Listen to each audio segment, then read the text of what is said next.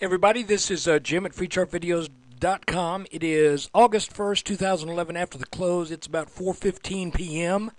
Here on the East Coast, just north of Atlanta. And we're going to use time-honored techniques once again to try to make sense out of what's going on in the markets. And today should be an interesting video. I want to remind you, though, that this video is for educational purposes only and is not intended to be used as any form of investment advice. I can draw lines on charts, but you have to draw your own conclusions from your own due diligence and make investment decisions that are suitable for your personal financial situation. I am not a licensed financial professional. I'm just a guy that draws lines on charts. So let's start with the S&P. The first chart here is a daily chart because I want us to kind of take into account where we are over the past couple of years roughly. And the main reason I want to show you this is to show you that we have entered a pattern that is being confined by this top line and this bottom line. Now, it is possible that this is going to be a head and shoulders top. And a lot of people are talking about this. They're saying, oh yeah, it's a head and shoulders top. I just want to remind you, nothing is a head and shoulders anything until the pattern is confirmed with a break of the neckline. And what I'm highlighting here with that gray highlight is the neckline if this is a head and shoulders top. And it is very possible that it could be. And, I've said that, I think probably for about the past 2 weeks now, that this pattern that is set up between these blue lines right here is going to result in I can't talk. In all probability, this pattern will result in either a 120-point move to the upside when it breaks the top boundary, or a 120-point move to the downside, roughly, if it breaks the bottom boundary. It doesn't work out exactly like that because we're using semi-log measurements, but suffice it to say, you're either looking at 1450 to 1480 or 1130 to 1150. Now, if that were to happen, would it mean that this bull market is over? Absolutely not. It would mean that the market is in a corrective phase. We have not really had a big corrective move in about a year. We had this 1340 down to what, 1260 or so. But you know what's that? 1330. That's what, about a little bit more than 5%. And we had a little bit more than that here, probably about 6.5%, maybe 7% here. But there has not been one of those, 10 to 15% smackdowns that the markets seem to serve up on a fairly regular basis. We have not had one of those. This may be the setup for that. So all we can do right now is keep our eyes on it.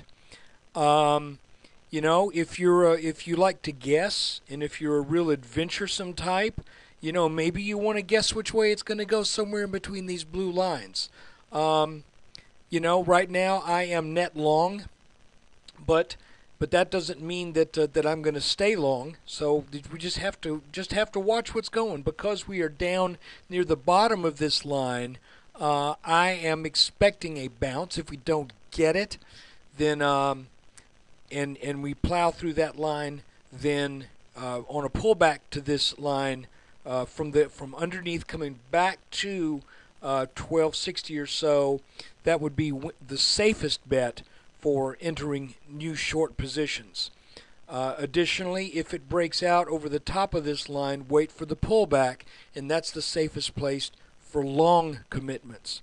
And it's going to be one or the other. When, I can't tell you. If we look at the chart on what happened today, let's look at this on a 15-minute. I want to show you something that's kind of interesting, and then I've got a confession to make. And The interesting thing is that I still think, let me get this all centered up for you here. I still think, despite the fact that the market gapped lower than this blue line yesterday and opened a gap higher than this top blue line today, I still think these blue lines describe the market psychology. What do I mean by that? Well, what I mean is it looks to me like this sell-off has all of the features of a descending wedge. And one of them that I want to point out that's quite interesting is the fact that, and I mentioned this in the last video, is if you think you're looking at a wedge pattern, but you're not sure, it's sometimes helpful to just snap a line that bisects the wedge all the way down to the apex of it. And if you find that that line is introducing technical significance along the way, then that is a clue, especially when you've got all this sloppiness going on here, then that is a clue that that is what this pattern is. And let me show you what I mean. I snapped a line here. You can see that that line created some support. It did plow through it here, but you can tell it came down hard, paused, then came down. When it rallied back, this line was serving as resistance, and then when it came back through it, it paused right here. See it? Then it went up, then it came down. See the little white candle? It paused on that line, and then we opened way low. We came up, didn't really pause on it this time, but after we tagged the top line, we came down and it found support. Then we started, it looked like the markets wanted to break out over this top blue line on a Friday of last week. Today, we opened up over that line, could not hold that open, sold down hard, and then you can see again there's a little bit of significance here, but when it sold down underneath this line and it came back, what did it do? It paused on that line again, and then the market rallied and found itself over the top of this top line. Now, what's going on? Well, to begin with, sometimes if you think of price action as kind of like a pendulum and it swings back and forth, it's kind of my guess at this point that the bad news on Friday set up, see how far that was below this line right here?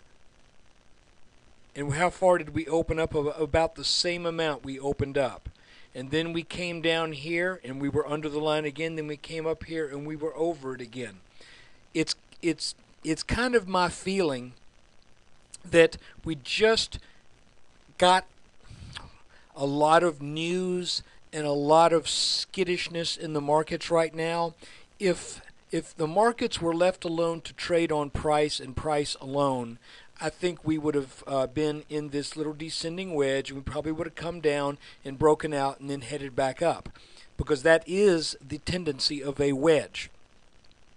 But all this news and all this hoopla over the debt ceiling crisis has introduced these little news items that are kicking us temporarily out of this pattern from time to time. Does that redefine the pattern?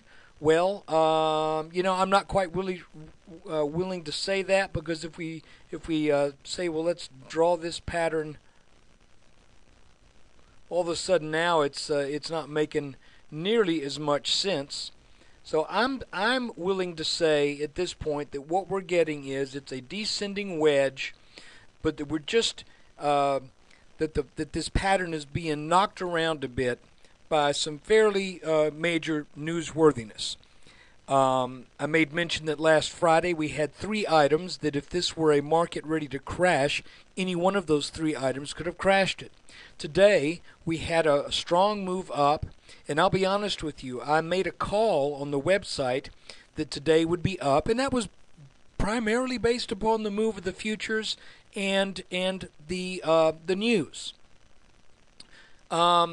What's funny is that I made that change, and I want you to hear this, and I'm going to try to stick to my guns from now on. I made my change from a down day today based on the news.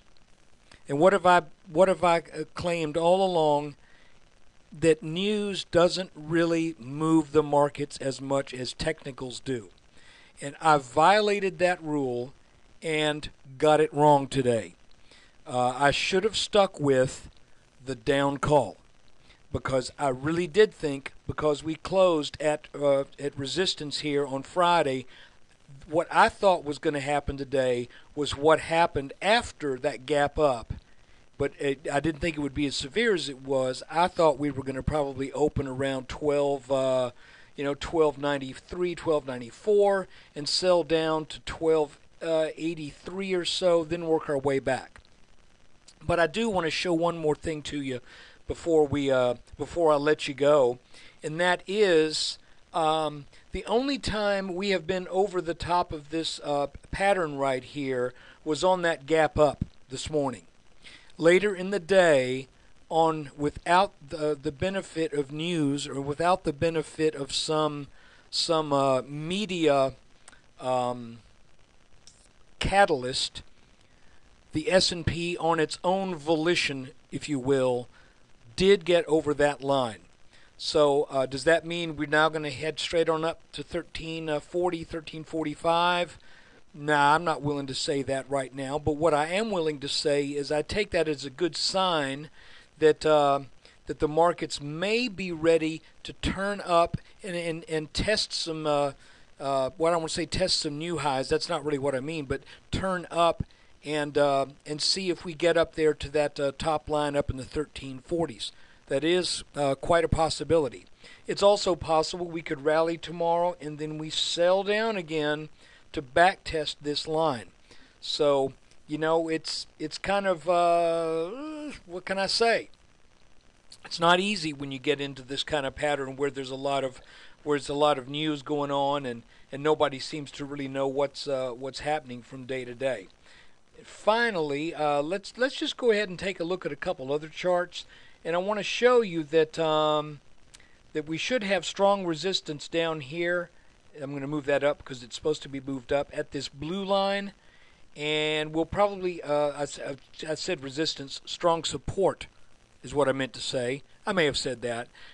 This black line should offer some resistance now, and we need to be a little careful because this is set up two nice peaks right here, and if we get to this black line and then just seem like it's utterly failing to get over it, you might want to keep your eye on that this could be something of a double top pattern on this hourly chart, and that could mean bad things. But again, it's kind of mixed messages here, because this descending wedge, they almost always mean we're going back up, because you get all of this action in the market, and then as it starts to kind of wind down and get to the bottom, the tendency is for these patterns to work out over that top line and then start to wander back up. So let's just keep our eye on it. Let's take a look at a couple more charts here. The Dow Jones Transportation Average, not looking real hot after setting the new highs up here. But it looks like it bounced at some support as defined by these last two bottoms here, and possibly by this little area of congestion back here. This is not as impressive back there as what I'm looking at. That this could be some support here, and it's possible that the Dow Jones Transportation Average may get a good bounce tomorrow. If it breaks down, then I would say that things are going to be kind of ugly. To be honest with you, if this breaks down, then probably we will be looking at a breakdown in the S&P as well, and maybe setting up that 1150. So that's what the Dow Jones Transportation Average looks like. But right now, it hasn't done that yet. The Dow Jones Industrials. Again, I had mentioned that it looked like this had been in something of a bull flag or something. I don't know if that's really the right term I want to use, but again, we've got the same kind of pattern in this as we are looking at in the S&P. And what I can tell you here is that the Dow Jones Industrials met that bottom line today, and you can see by the bounce and by the candle we got here, it looks like this is a possible candle that would signal a potential reversal, because you've got that. Well, what do we call that? It's all of a sudden I'm drawing a blank with my candle terms, but you know what I'm talking about. It high, low, and then it settled in between, and that is an indication of market indecision, which after 1, 2, 3, 4, 5, 6 solid down days, it's about time for the market to get a little indecisive. Additionally, you can see where it bounced also is on a back test of this line right here. So there's some good signs in the Dow Jones Industrials. Let's look at the NASDAQ real quick. Wow, what an ugly mess my chart is on this. You can tell that I've drawn lots of lines and a lot of them have probably lost their meaning by now. So let's clean that up just a little bit. Basically what I want to show you is, again, lining up these 1, 2, 3 peaks and extending that line down. We've had one back test and then a rally, and now it looks like we've had another back test and a pretty decent bounce off of that today. Again, it's an ugly day. It's a hard day to get a real clear sense of direction, but this line needs to hold. If this line down here gives at some point, then we've got a fairly large head and shoulders top in the NASDAQ that would point to a move eventually getting down to probably about 23, 25, something like that. So that's a very sizable move down of roughly 300 and, well, we'll just measure it. Why guess? If this were to break down, then we would be looking at about 23.25. So that would be well below where we are right now. All of this means you just got to keep your eyes on it. You could tell that there are conflicting signals in the markets, and I would advise you just be careful, watch it very closely, and if someone tells you they know for sure what's going to happen, you know, I wouldn't trust them, because we really don't know for sure what's going to happen. Look, I hope you've enjoyed this video. If you get a chance, come by and visit us at freechartvideos.com. Thanks again for watching.